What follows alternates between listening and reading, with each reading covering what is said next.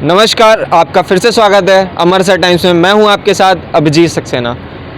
हाल ही में भारत सरकार एक स्कीम लेके आई है अग्निपथ, जिसमें युवा 4 साल के लिए सेना में जाएंगे और उसके बाद लोगों को डर था, युवा को डर था कि उसके बाद वह क्या करेंगे। उसके लिए सरकार ने बड़े तमाम वादे किए हैं, जैसे कि सरकारी जॉब्स के लिए उन्होंने रिजर्वेशन दिया है और इससे एक तरफ युवा तो बहुत खुश नज़र आ रहा है, दूसरी तरफ युवा में काफ़ी आक्रोश देखने को मिला। क्या जो युवा नाराज़ हैं और जिन युवाओं में आक्रोश देखने को मिला वो सही में नाराज़ हैं या विपक्ष के द्वारा भड़काए गए हुए हैं? पर सवाल ये उठता है कि बीजेपी अपने फैसले को समझाने में नाकाम रहती है, इसका विपक्ष फ़ायदा उठा लेता है। और आज हम मौजूद हैं नोएडा में और बात करेंगे अग्निपथ को लेके कि यहाँ पे नोएडा में लोगों की क्या राय है। क्या नाम है सर आपका? मेरा नाम श्याम यादव है। श्याम यादव जी, ये बताइए कि अग्निपथ को लेकर जो विवाद देखने को मिल रहा है, जो हिंसा हो रही है, ट्रेनें जला दी गई हैं, ये आपकी नज़र में क्या है, सही है कि गलत है? देखिए, हिंसा किसी भी चीज़ का उपाय नहीं होता है। पहली चीज़ तो ये कि अगर कुछ प्रोटेस्ट करना है तो वो शांतिपूर्ण तरीके से भी किया जा सकता है। तो मैं हिंसा के तो सख्त खिलाफ हूँ।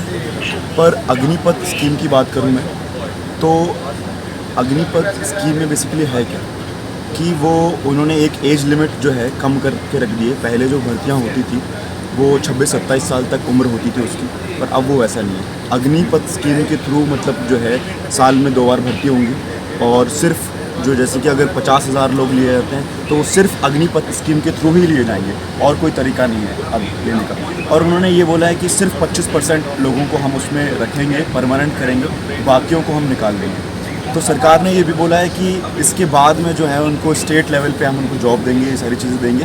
पर जैसे कि सरकार ने बहुत कुछ पहले भी बोल रखा है कि हम ये करेंगे वो करेंगे, तो किसी चीज़ की गारंटी नहीं है कि उन्होंने सब कुछ किया है कि नहीं किया है। पर गांव के अगर हम जवानों की बात करें तो उनका एक मेन मोटिव होता है कि फ़ौज में जाना, उनके अंदर एक जज्बा होता है फ़ौज की भर्ती देना, तो उनके अंदर एक जुनून होता है। वो कितने सालों से मेहनत कर रहे होते हैं, अभी अचानक से उनको बोल दिया कि जो फ़ौज के अंदर जो है हमें 4 साल के लिए जाना है, तो वो एक मोटिवेशन नहीं होगी ना उनके अंदर कि 4 साल के लिए जाऊँ मैं वहाँ पे जान दे दूँ, उसके बाद मेरा क्या होगा, कुछ किसी चीज़ की गारंटी नहीं। तो आप वो जो 25% जब वो बोल रहे हैं कि 25% लेंगे, तो आप 25% में क्यों नहीं आ सकते?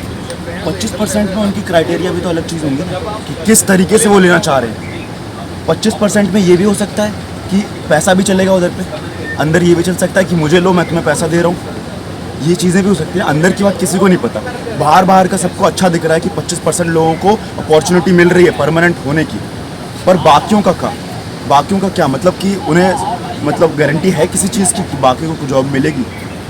अब एक बात बताइए आप, एक जवान जो है फ़ौज के अंदर जाता है, ये एनडीए एसएसबी सब बात, वो परमानेंट कमीशन की बात है। ऑफिसर जो है वो परमानेंट कमीशन की बात है, वो अलग चीज़ है। एक जवान जो है एक जुनून के साथ में फ़ौज के अंदर जाता है कि वो जाएगा और सेना के लिए कुछ करेगा, जान देगा अपनी, वो सारी चीज़ें हैं। उनको मैं बात करूँ रिटायरमेंट की बात में, रिटायरमेंट का आधा पैसा उनका कलेक्शन है, आधा सरकार दे रही है। ईसीएचएस जो स्कीम जो होती है एक्स सर्विसमैन के लिए, उनको वो नहीं मिल रही है। उसके बाद में जो सीएसडी की फैसिलिटीज़ होती है उनको वो नहीं मिल रही है। सिर्फ 4 साल के लिए उनको जो नौकरी करेंगे, प्राइवेट सेक्टर में भी जाकर वो जॉब कर सकते हैं, अच्छा पैसा कमा सकते हैं, पर 4 साल के लिए ही क्यों जाए वो? अब ये सोचिए ना, 4 साल के बाद में वो क्या करेगा? मतलब मैं 12th क्लास में हूँ, मैंने फ़ौज के अंदर भर्ती कर ली, चला गया 4 साल के लिए। उसके बाद में मैं अपनी सारी जो है पढ़ाई लिखाई छोड़ दी, अभी मैंने भर्ती हो गया, उसके बाद में आके अपनी पढ़ाई लिखाई कंटिन्यू करूँगा, मैं फिर से जॉब की तलाश करूँगा मैं। तो ये 4 साल के लिए तो गलत है ना। सरकार तो बता रही है कि ग्रेजुएशन डिग्री मिलेगी।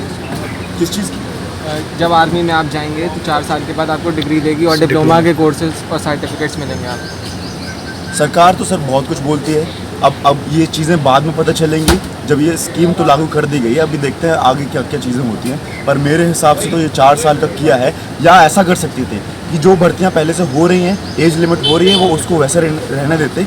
ये एडिशनल चीज़ कर सकते थे कि जॉब अपॉर्चुनिटीज़ नहीं है तो ये 4 साल के लिए हम एक ऐड ऑन कर रहे हैं ये चीज़ कि ये इसके थ्रू जाए। जिसको अपॉर्चुनिटी लेनी है, फ़ायदा उठाना है, एम्प्लॉयमेंट लेना है, तो इसकी स्कीम के थ्रू जा सकते हैं 4 साल के लिए। पर सिर्फ यही चीज़ इसी के थ्रू जाना मेरे हिसाब से गलत है। ठीक है, मेरे साथ और लोग हैं, मैं बात करने की कोशिश करता हूँ। क्या नाम है सर आपका? सत्यम तिवारी। तो आपको क्या लगता है अग्निपथ जो सरकार लेके आई है, उस पर आपके क्या पॉइंट्स ऑफ व्यू हैं, आप किस नज़रिए से उसे देखा? मैं बड़ा न्यूट्रल हूँ। पहले कुछ टाइम पहले मैंने जब ऐसे कुछ लोगों से बात की थी तो मैं इसके फेवर में था, पर मुझे फिर बाद में पता चला कि ये एडिशनल नहीं है। मुझे पहले लगा था एडिशनल है, कि उसके अलावा जो भर्तियाँ पहले से होती रही हैं वो आपके पॉइंट अच्छे हैं। और जब मुझे पता चला कि नहीं ऐसा नहीं है तो मुझे भी लगा कि आप आदमी हाँ, से- गलत है। और मेरा जो आप क्या मत कर है रहे हो? इसमें मैं कि स्टूडेंट हूँ सिनेमा। कई बार बीजेपी ऐसा करती है कि चीज़ें बहुत अच्छी लेकर आती है, पर वो उस तरीके से डिलीवर नहीं कर पाती लोगों से। आप सरकार में हो, ये आपकी जिम्मेदारी तो आपका होती कौन है सा कि ईयर है? आप हर मेरा लोगों खत्म तक, हो गया। हर किस्म के आदमी तक वो बात अपनी पहुँचा पाओ। अल्फा मेंबर आप वहाँ बीजेपी फेल कर नहीं रही है। और एक और उसमें चीज़ सिनेमा में तो मुझे जल्दी अभी जल्दी। भारत की पॉलिटिक्स में ये नज़र आता है कि हम, अगर मैं सरकार में हूँ, मैं कुछ भी लेके आऊँगा, विपक्ष को वो पसंद नहीं आएगा। ठीक है, कल वो सरकार में आएंगे, वो कुछ भी लेके आएंगे, विपक्ष इसी का फ़ायदा उठाता है जब बीजेपी अपना समझा नहीं पाती। नहीं समझा पाती। हाँ, ये लूप होल है, वो देते हैं और विपक्ष को ये मौका मिलता है बात करने का। मेरा ये तो ये जो हिंसा हो रही है, प्रोटेस्ट, अगर आपको कोई चीज़ की खामियां लगती हैं, नज़र आती हैं, तो आप प्रोटेस्ट कर सकते हैं शांतिपूर्ण तरीके से। जो बिहार में आज बिल्कुल, बिल्कुल, बिल्कुल। ये सही है कि गलत है? बिल्कुल गलत है, बिल्कुल गलत है। मैंने अभी एक वीडियो देखी थी हाल फिलहाल में, एक लड़का है, उसने अपनी कार खड़ी कर दी थी और वो उसके बाद आया तो कार जली हुई है और वो रो रहा था। तो अब काफ़ी वायरल वीडियो हुआ था, बहुत वायरल हुआ। लोग इतनी मुश्किल से कमा पाते हैं और वही चीज़, तो अगर आपको प्रोटेस्ट करना है किसी चीज़ के लिए, एक शांतिपूर्ण तरीके से बात होती है। मैं ये भी मानता हूँ कि इतना आसान नहीं है, कहना आसान होता है कि हाँ मैं पहुँच के बात कर लूँगा, पर नहीं होता।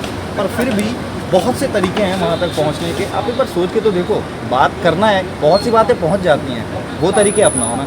ये हिंसा, फिर किसी की गाड़ी चला दी, किसी का, उसने क्या किया तुम्हारा? उसने तो कुछ नहीं किया ना। क्या नाम है सर आपका? जी, मेरा नाम काव्य है।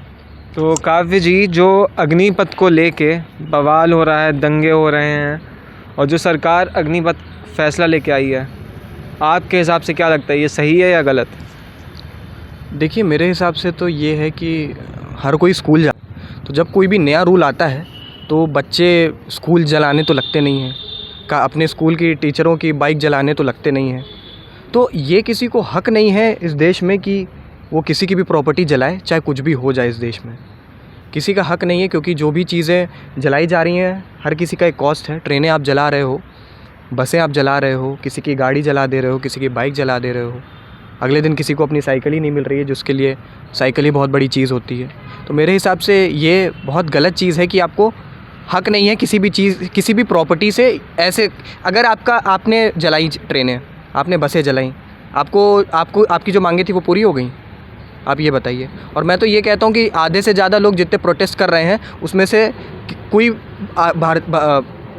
आर्मी में या एयरफोर्स में जाना ही नहीं चाहता होगा। सीधी सी बात ये है मेरे हिसाब से।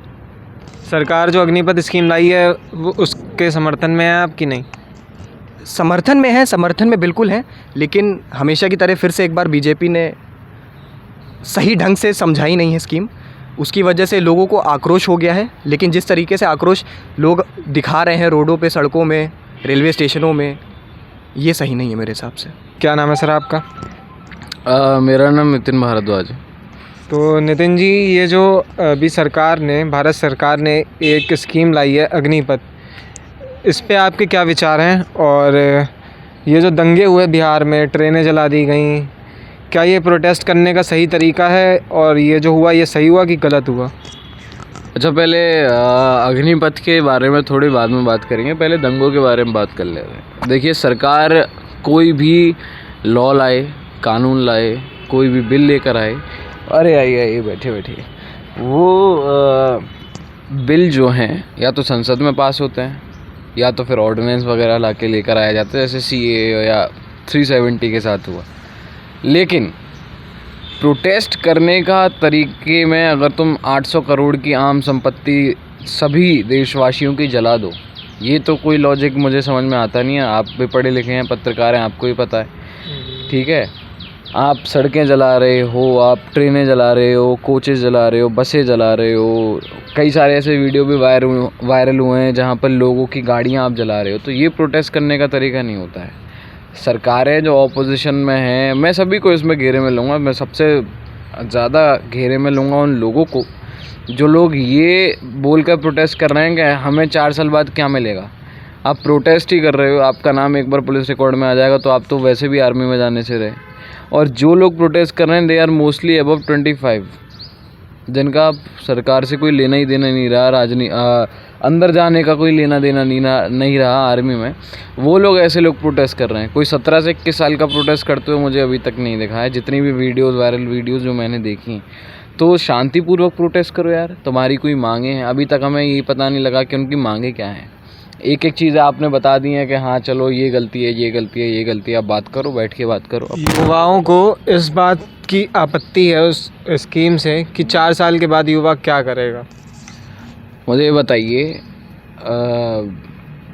आप कॉलेज में एडमिशन लेते हो 3 साल 4 साल के कोर्स के लिए, कॉलेज वाले बड़े बोल बोल के गारंटी बोलते हैं कि हम प्लेसमेंट दिलाएंगे।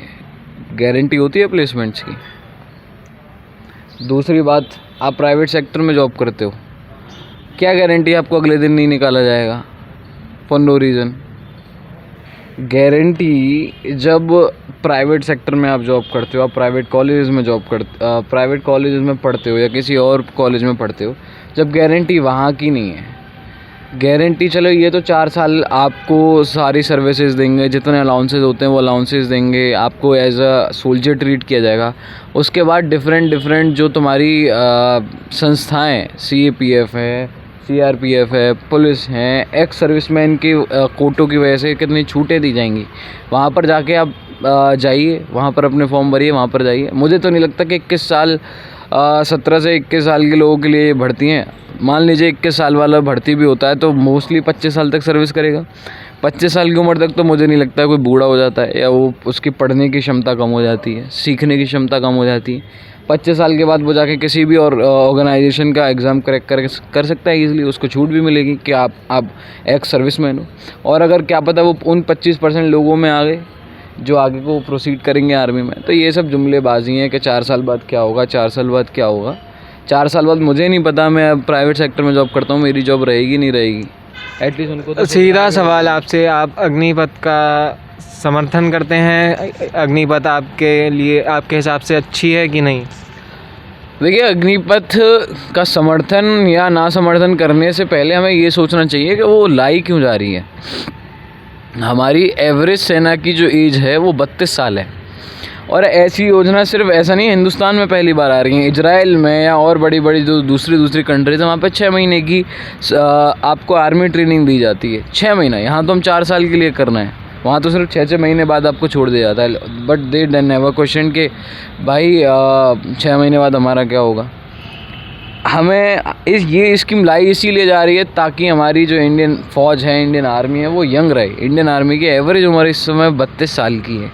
आपको हायर एल्टीट्यूड्स पर बड़े लोग चाहिए, आपको लोअर एल्टीट्यूड्स पर जो डीप पॉइंट्स होते हैं, समुद्र के पॉइंट्स होते हैं, वहाँ पर आपको यंग लोग चाहिए। आपको कारगिल में यंग लोग चाहिए, आपको कश्मीर घाटी में यंग लोग चाहिए, आपको जगह जगह पे यंग लोग चाहिए। तो वो यंग लोग कहाँ से आएंगे? यहीं से आएंगे वो यंग लोग। और रही बात, तो मुझे लगता है कि अच्छा इनिशिएटिव हो सकता है सरकार की तरफ से। एक बार जो बीजेपी सरकार है, जितने भी लॉज लाई है अभी तक, सबसे बड़ी खामियां ये रही है कि वो लोगों को समझा नहीं पाए।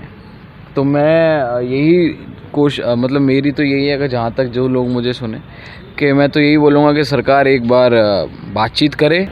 तो कहीं ना कहीं जनता का ये मानना है कि बीजेपी अपनी स्कीम और अपने कानून को समझाने में फेल हो जाती है। कैमरामैन अभिषेक के साथ अभिजीत सक्सेना, नोएडा।